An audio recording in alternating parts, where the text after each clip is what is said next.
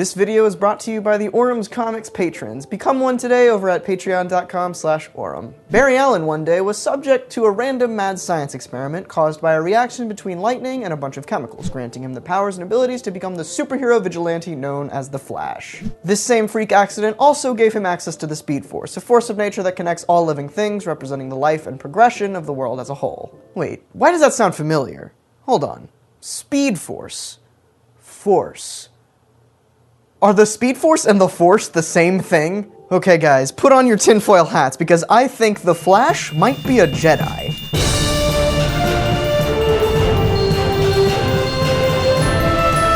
Hello and welcome to the show with issues. I'm Auram, and I know I've just made a hugely outlandish claim that makes next to no sense at face value, but stick with me here. Both Jedi and speedsters get their powers from a source, the Force and the Speed Force respectively. So let's take a closer look at both and see what we can find. Starting with the Speed Force, in the pre-Flashpoint DC universe, it's simply an energy field that provides speedsters their powers and was created by Barry Allen when he was struck by lightning, becoming the Flash. It was studied heavily by the scientists of the alien planet Savath who were even able to weaponize it. This version of the Speed Force wasn't talked about much. It was retconned a couple of times to expand upon its lore, like the aforementioned idea of Barry creating and generating it, but overall it was left simply at being a mysterious force of energy that gave the Flash and his fellow speedsters their powers. After Flashpoint, though, in the New 52, the Speed Force was heavily updated, and this is where things get interesting. See, in the New 52, the Speed Force is described as a force of nature that has existed since the beginning of time. It represents the forward motion of time and space, reality progressing essentially. Its existence as a physical plane is expanded upon here as well, rather than just being the source of a speedster's power. Essentially, in the New 52, it's a force of life that binds all things. Again, sounding very much like the Force. Now that we've got a better understanding of the Speed Force, let's move on to the Force. In A New Hope, the Force is described by Obi-Wan Kenobi as, "It's an energy field created by all living things. It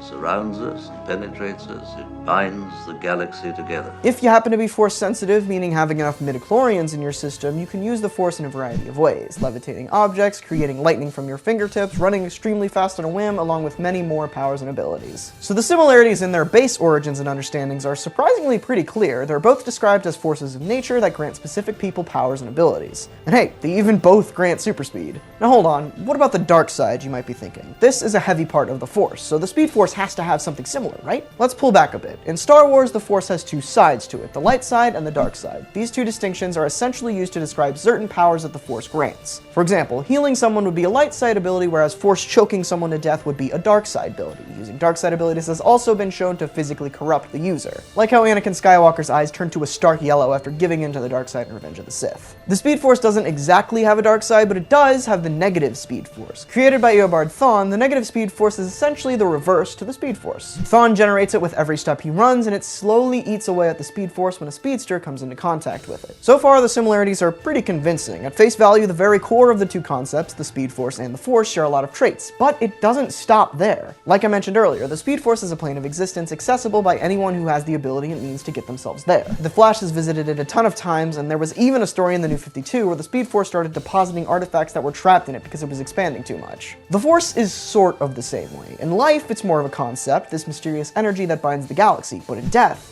a Force user becomes one with it, merging with the Force and becoming a Force ghost. In fact, the Speed Force is almost exactly the same. Speedsters can access the Speed Force in life, but in death, they also become one with the dimension, merging with it. One such example of this, which actually happened pre-Flashpoint, is when Barry Allen re-entered the Speed Force. He was greeted by Johnny Quick and Max Mercury, two speedsters trapped in the Speed Force, having merged with it. They each appeared as a sort of Speed Force ghost. So what if the Force is a physical place, just like the Speed Force, but it's only accessible by a Force user powerful enough to do so? Now, before you go into the comments and yell about all the contradictions between the Speed Force and the Force and how it can't actually happen because Barry messed with the timeline again or something, stick with me. We should acknowledge there are some pretty glaring differences between the Speed Force and the Force, one of which being the lightning that emits from a speedster's body while using the Speed Force to go real fast. Force users, when using Force speed, don't emit this lightning. There's also all the differences in the powers that the Force gives its user that the Speed Force does not. The Flash can't use telekinesis, mind control, or any other discrepancy between the two sources. But Star Wars gives us the answer to all of these little issues. Might want to pull those tinfoil hats out again for this part. Thinking about it more, I think this can all be explained by literally the first thing you see at the beginning of the first Star Wars film. a long time ago in a galaxy far, far away. We know, because of the first half of this, that the events of the Star Wars movies take place in the past. My theory is that the Speed Force is actually a future, more crude version of the Force. Here's why. A millennia after Order 66 and the eradication of the Jedi, the Force died out. It became myth and was never spoken of or used again. That is, until Barry Allen was struck by lightning, reviving the Force in the form of the Speed Force. This also explains the discrepancy of midichlorians being the things that give you your powers in Star Wars, but there needing to be some kind of freak accident or experiment to get access to the Speed Force in DC Comics. The midichlorians are essentially a gene that became dormant over the years and is simply being reactivated with whatever is giving a speedster their powers. Barry Allen was struck by lightning, reactivating his Force gene and granting him a crude version of Force speed along with all the other abilities he can use. And crude is the key word there. With the Force being so sparse in the DC universe currently, its full potential hasn't yet been re-unlocked. But there is evidence of it going back to the way it once was. After the giant Speed Force storm and the recent relaunch of The Flash with DC Rebirth, a ton of civilians gained access to the Speed Force, granting them all kinds of powers. One new speedster, Mina Dewan, gained the ability to sense and locate other speedsters, those who were strong in the Speed Force. This is something Force users have been seen to do constantly. Some of you might be thinking, well, none of this can be true, because there's no Jedi, there's no Sith, and there are no droids in DC Universe or anything else Star Wars-y for that matter. Okay, this is fully explained by the second part of that famous Star Wars phrase, in a galaxy far, far away. Simply put, Star Wars exists in a different galaxy than DC's, so far away that it has never been found. Or if it has, everything of note from the time of the movies has decayed away, a long time ago. Even if the two galaxies are light years apart in both space and time, it doesn't matter. The Speed Force and Force are both universal constants, forces of nature. They exist across galaxies,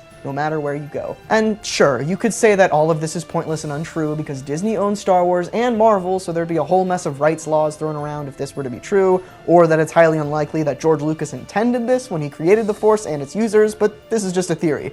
We're just having some fun.